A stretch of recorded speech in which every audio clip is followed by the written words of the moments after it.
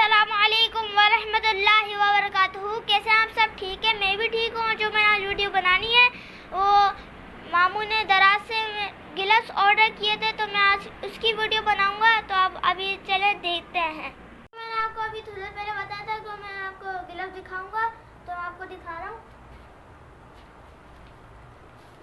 ये इसका पैकेट है और 2-4 दिन पहले ये आ गया था, तो मैंने कल खोल लिया था इसको और आज मैं वीडियो बना रहा हूँ इसकी। और इसके अंदर गिलव्स से मैंने निकाली, मैं आपको अभी दिखा रहा हूँ।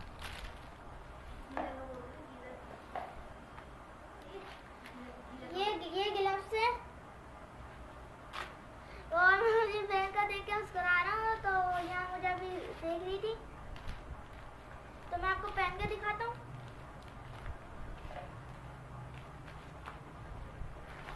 इसका रिजल्ट भी बहुत अच्छा है, चाहे तो दराज से ऑर्डर कर सकते हैं।